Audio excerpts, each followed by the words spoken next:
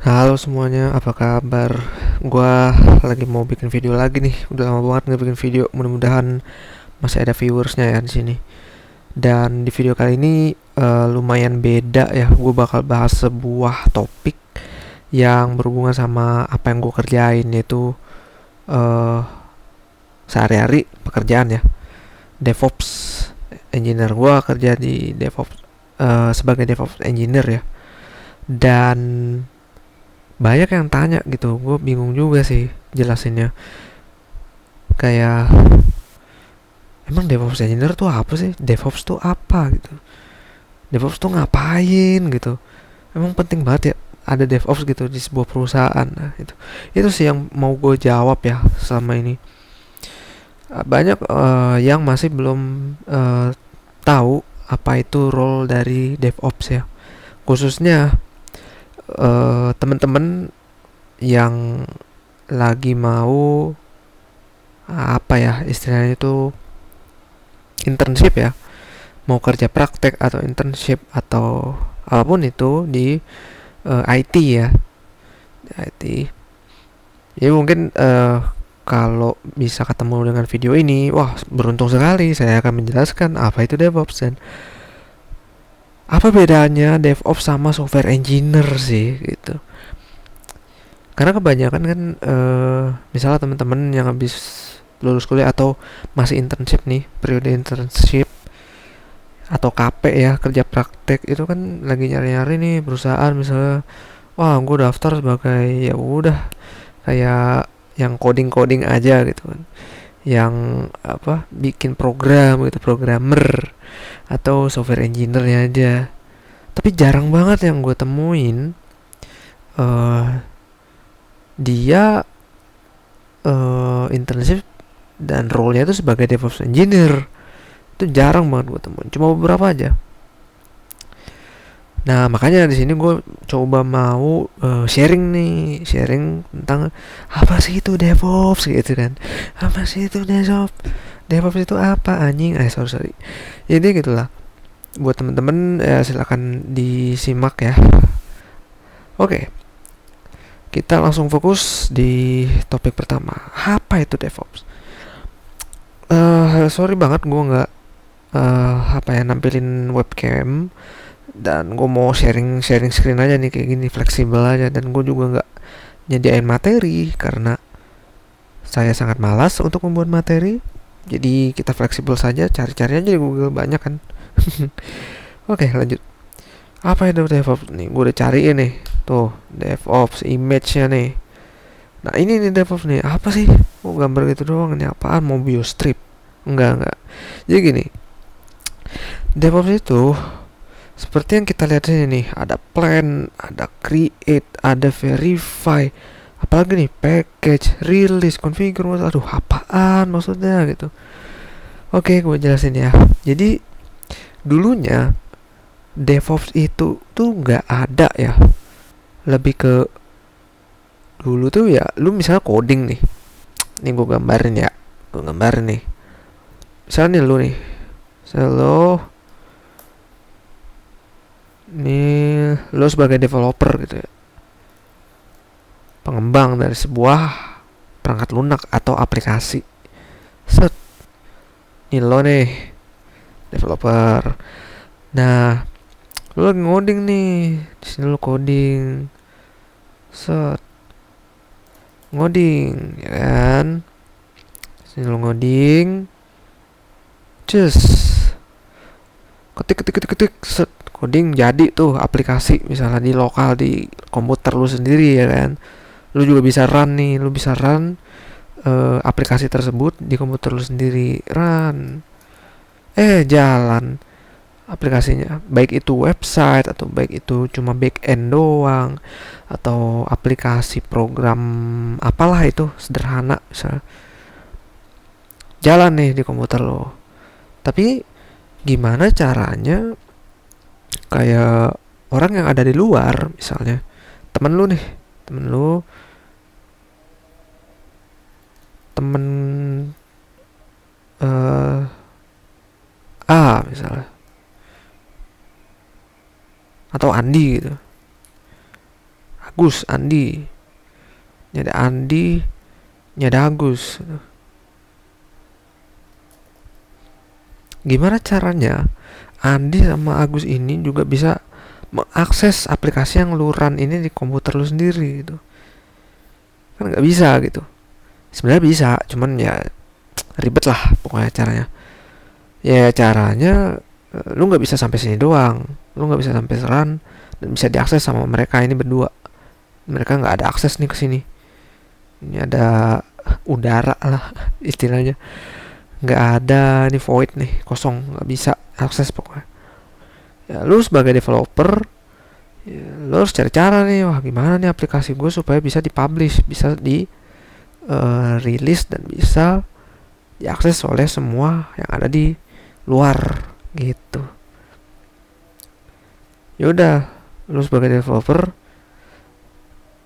ini lu ngoding sama, tapi di sini ada proses nih. Prosesnya ya lu harus gimana caranya lu package nih. Lu package dulu nih si codingan lu supaya bisa lebih simple lah. Jadi kan coding ini banyak ya file ya. Misalnya file A, file B, file C gitu ya. Nah, kan banyak banget nih. Supaya dia cuma jadi satu file doang, satu file archive doang, yaitu namanya packaging gitu. Makanya lu sini perlu ada packaging dulu nih, supaya nanti lebih gampang nih lu satu, lu merge lah istilahnya, lu compile satu jadi satu. Nah, makanya di sebelum ini ada namanya compile nih. Atau kalau lu pernah denger namanya itu building ya, building application atau apa, itu sama aja. Tapi bahasa enaknya ya, bahasa apa ya, teknisnya itu compiling lah ya. Ini codingan lu compile nih, compile jadi apa ya, jadi binary atau tergantung program yang lu buat tuh bahasanya apa ya. Misalnya kalau Node.js itu jadi sebuah build folder, ada chunknya nih, chunk.js, ada juga main.js, pokoknya minified JS lah.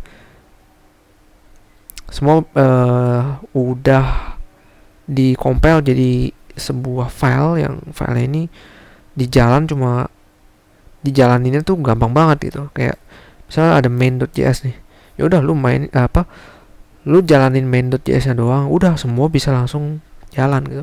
Kalau yang ini kan lu manual nih, misal lu jalanin JS yang ini, lu jalanin JS yang ini, itu satu-satu gitu. Tapi ketika lu compile dengan lu jalanin main.js aja, semua chunknya itu bisa langsung jalan gitu.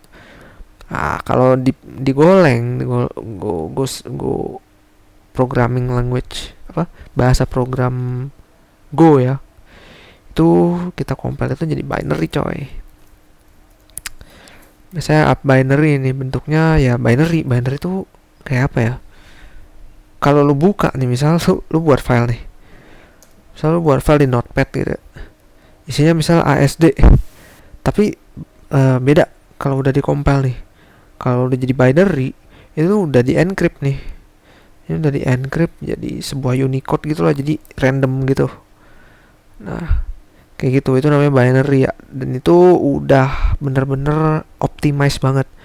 Artinya misal ASD ini ukurannya kalau lu save itu 1 kilobyte, tapi dengan lu compile jadi binary itu ukurannya misalnya cuma 500 byte doang, ini nggak sampai 1 kilobyte apa dan sebagainya lah ya. Pokoknya ukurannya tuh lebih kecil gitu ya. Itulah gunanya compile ya, untuk bisa mengoptimiskan ukuran atau apapun dan lain sebagainya dari codingan lu gitu. Dan ini jadi mudah untuk kita jalanin nantinya kayak gitu ya. Nah tapi di sini kan kita tahu di sini tuh masih banyak file ternyata, nggak serta-merta compile itu cuma langsung jadi satu, enggak. Tapi ada juga yang sebenarnya binary-nya juga ada banyak gitu, sebenarnya ada juga. Nah, supaya nggak berantakan ya, ya kita package lagi dong jadi satu gitu. Kita packaging lagi nih, atau kita namanya zip lah. Kita kan tahu zip ya, atau rar gitu. Kita zip nih jadi satu, set kita zip. Nah, zip inilah namanya proses packaging ini. Gitu, ini namanya proses packaging nih. Jadi satu file doang gitu. Atau satu folder, nggak juga sih, satu file ya, satu file, ini file zip namanya, ada versinya gitu, versi satu. Misalnya ini versi pertama kita ya, dari aplikasi kita, itu versi 1.zip. Oke, ini belum selesai nih. Si Andi sama Agus masih nungguin dari tadi, lama banget lu bro gitu, ngomongin apa ya. Udah, tunggu, sabar. Kita dikit lagi nih. Habis packaging kita ngapain nih? Oh iya, tentu saja kita harus punya hostingan ya. Hostingan itu kayak kita punya sebuah mesin namanya virtual machine ya. Virtual machine ini mesin yang dimana kita expose nih IP-nya jadi IP public. Ntar VM. Nah, misalnya mesin nih, komputer lah ya, kayak komputer gitu. Misalnya ada 3 ya. Nah, supaya si Andi sama Agus ini bisa akses aplikasi lu, itu kan nggak bisa langsung kayak gini kan, nggak bisa masa packaging doang lu ngasih mereka kayak cuma pakai paket doang gitu, nggak isinya gitu. Nah, ini lu apain dulu nih supaya bisa diakses? Ya udah, lu masukin si package itu ke mesin yang bakal lu expose nanti gitu. Ini lu masukin sini, masukin mesin 1, masukin mesin 2, sama lu masukin mesin ketiga ya. Gini. Pokoknya lu masukin ini semua sama, versi 1. Nah, di dalam mesin ini ngapain aja? Ada proses lagi kan. Masa cuma zip doang? Kan belum di running. Tadi gimana cara ngerunnya? Makanya perlu diekstrak dulu. Ini kan masih zip ya. Kita ekstrak dulu. Habis itu kita locate dulu lah ke direktori mana gitu misalnya. Patu direktori mana gitu. Set. Oke. Terus apain lagi ya? Di run.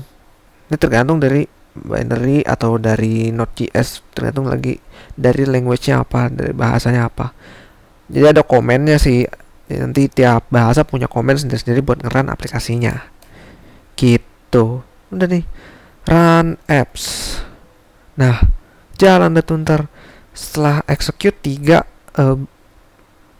step ini ya. Pertama step extract, kedua step locating, kita taruh nih si hasil ekstraknya itu di mana, baru yang ketiga kita jalanin aplikasinya kayak gini tadi. Udah tuh jalan nih, si komputer ini udah bisa ngejalanin aplikasi dari apa yang lu buat tadi. Tapi masalahnya si Andi sama Agus masih nungguin gue. Anjir, dari tadi gue masih nungguin nih, belum bisa akses. Nah, gimana tuh caranya? Ya lu expose nih, lu expose si aplikasinya ini, si VM-nya ini supaya bisa diakses misalnya lewat HTTPS atau lewat ini, dan lewat domain, atau bisa lewat IP juga kayak gitu. Misalnya lewat domain website gue.com gitu ya. Nah, kita pokoknya expose menjadi sebuah pakai domain gini ya. Kita expose dulu nih. Set. Nah. Oke, sebenarnya ada nih portnya, ada HTTPS, HTTP, banyak ya. Tapi kan kalau di browser biasanya kita pakai HTTPS ya supaya lebih aman. HTTPS. Baru deh si Andi sama Agus bisa ngakses aplikasi lu gitu, atau website lu gitu ya. oh thank you bro, gue udah bisa akses website lu gitu, atau aplikasi lu. Set, nah panjang banget ya. Tapi inilah kenyataannya, inilah yang DevOps lakukan ya. Tapi nggak serta-merta DevOps doang gitu. Karena sekali lagi gue tekankan di sini, DevOps itu tadinya nggak ada. Lu sebagai apa ya, service, apa ya, pengembang aplikasi gitu ya. Ini kan lu pengembang nih, developer nih. Lu harus tahu nih proses ini. Lu harus tahu gimana proses ini secara detail. Karena lu yang tahu aplikasinya kan. Nah, gitu. Dulu tuh DevOps nggak ada. Makanya DevOps itu adalah dulu sebuah culture doang gitu. Culture yang mana lu harus pahami ya, supaya bisa pengembangan nyaman ya kayak gini gitu. Oke. Sampai situ mungkin udah lumayan clear lah ya. Situlah ada proses package tadi kan, proses rilis. Ini rilisnya supaya bisa dirilis ke orang-orang yang mau akses gitu. Nah ini selalu puter terus, jadi nggak ada berhenti ya. Nah tapi setiap perusahaan itu beda-beda, tergantung dari kebutuhan mereka gitu. Ada nih perusahaan gede yang ternyata software engineer-nya tuh udah terlalu banyak nih kerjaannya nih, dia udah ngodingnya banyak banget nih, makanya nggak ada waktu nih untuk compile atau ini untuk ini untuk itu untuk ini untuk ini, apalagi untuk ngurus ini, nggak ada waktu tuh software engineer. Makanya perusahaan tersebut ngadain nih role namanya DevOps engineer untuk memberikan sebuah apa ya, ketenangan untuk developer itu bisa fokus ke aplikasi aja. Udah lu ngerjain ngoding aja udah, masalah ini tim DevOps aja yang ini. Nah tapi ada juga yang perusahaan kecil ya, biasanya yang skala menengah ke bawah, atau bisnisnya juga masih bisnis small business, itu nggak perlu ada DevOps, tapi yang penting developernya itu tahu nih prosesnya kayak gitu. Biasanya sih yang masih ada role full stack developer ya itu biasanya DevOpsnya masih mereka-mereka juga tuh, kayak gitu coy. Nah selanjutnya gimana nih, masa tadi misalnya wah gue udah terlalu overwhelmed banget nih, kerjaan ngoding gue banyak di developer, terus DevOps ngapain aja sih? Ya DevOps bikin lah supaya dia ngomong dulu nih, ada role baru namanya DevOps. Oke, gue buat nih satu lagi DevOps nih di tengah-tengah nih. Set. DevOps nanya, woi ini gimana nih cara nge-build aplikasi lu gitu, kasih tahu gua dong gitu. Dia ngomong nih sama developer, oke gua kasih tahu caranya gini bos, cara gini bos gitu. Nah baru si DevOps nih tahu nih gimana cara build aplikasinya, terus cara nanti apa, ngerilisnya gimana gitu. Nah DevOps karena udah tahu dari dia ngasih tahu ke DevOps, makanya DevOps nanti bikin namanya ini nih, gue gambarinnya tuh mungkin rectangle. Set set set set. Nah nggak mungkin dong, kayak tadi kan udah dapet nih, DevOps udah dapet ilmu nih dari si developer ini. Developer juga udah ngasih ilmu ke DevOps, cara gini bos, cara ngeran aplikasi gua gitu, cara nge-compile juga gini bos. DevOps udah tahu.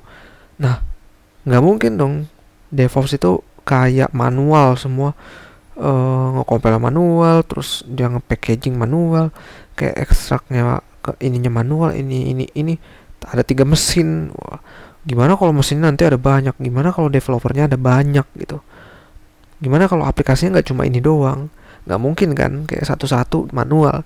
Makanya DevOps di sini membuat sebuah automation. Ini gue bawa nih DevOpsnya nih ke bawah supaya kelihatan. Nah Nah, DevOps kerjanya gini nih, dia ngebuat sebuah automation nih. Oh, tadi daripada manual nih capek anjir, banyak banget nih aplikasi. Oke, gue buat aja script otomatisasi ya. Udah, ini compile nih. Ini proses compile-nya tadi, terus proses zip-nya, proses packaging-nya.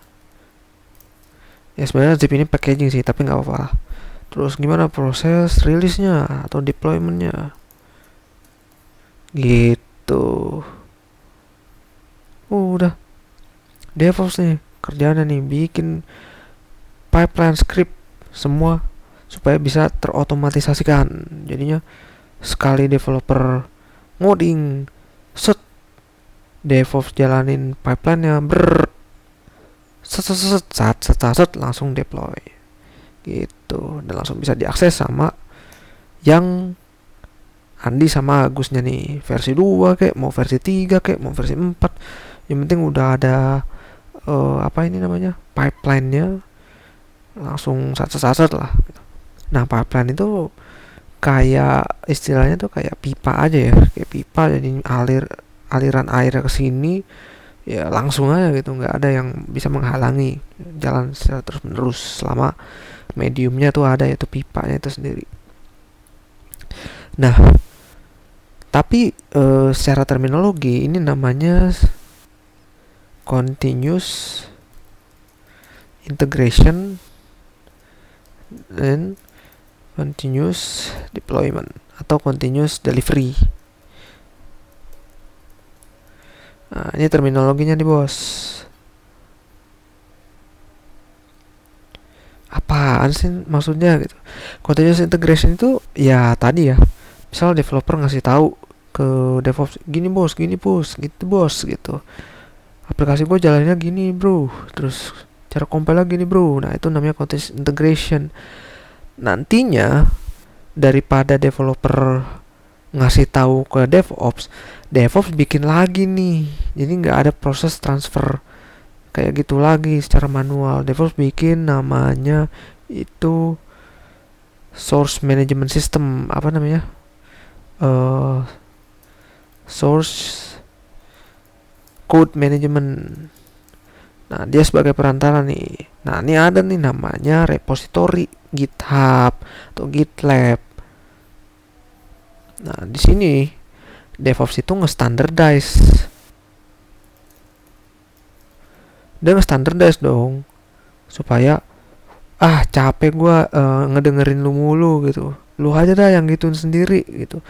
Nah, makanya DevOps bikin sebuah kayak standar form atau standar variabel-variabel yang secara otomatis si developer ini bisa isi, bisa ubah-ubah parameternya apa, config-nya apa, bisa diubah-ubah sama dia sendiri. Nanti tinggal jalanin ini. Jadi di sini nggak perlu ada DevOps lagi gitu. Ini langsung integration-nya ya langsung dari source code management ini gitu. Makanya ini dari sini set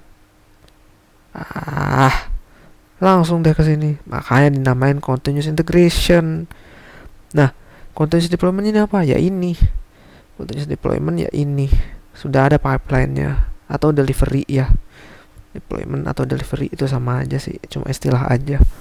Nah, kira-kira itulah yang DevOps buat. Jadi dia mengatur gimana cara atau mengstandardize sebuah culture DevOps supaya semua proses dari pembuatan aplikasi dan rilisnya itu berjalan dengan seamless, lancar, tanpa ada pokoknya dia meningkatkan sebuah aplikasi supaya velocity pengembangannya lebih cepat gitu, time to marketnya lebih cepat.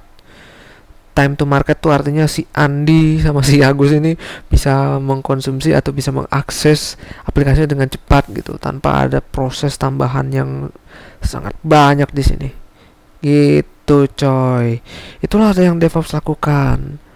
Kira-kira ada, kalau misalnya ada pertanyaan atau apa, bisa raise aja di kolom komentar. Kayaknya udah kelamaan juga kuliah kita. Udah 25 menit ya.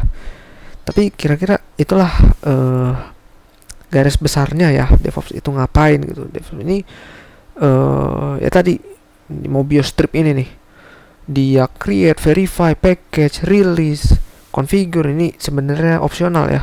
Kalau ada konfigurasi tambahan ketika deployment ini, ada konfigurasi tambahan, misal lu tambahin sebuah tools apa ke itu, DevOps juga bikin tools juga di situ.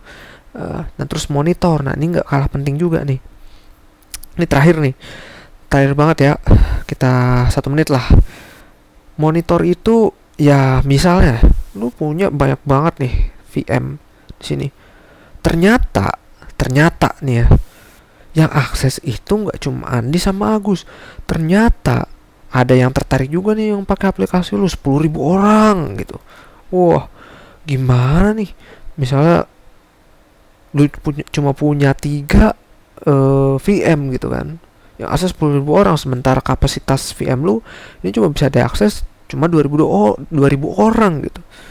Artinya secara otomatis gitu ya, VM lu bisa aja mati gitu kan, bisa aja nggak kuat gitu. Tapi lu nggak tahu nih, wah kok tiba-tiba VM gue pada mati semua. Wah, gimana caranya? Nah, itulah gunanya monitoring. Kita harus tahu nih utilisasi yang terjadi di VM sekarang tuh kayak apa, di mesin lu sekarang kayak apa, di aplikasi lu yang sekarang berjalan di sebuah mesin tuh kayak apa, speedometernya kayak apa gitu. Lu kayak naik motor atau naik mobil, lu nggak tahu kecepatannya mobil lu berapa ya, gimana tuh, bingung kan.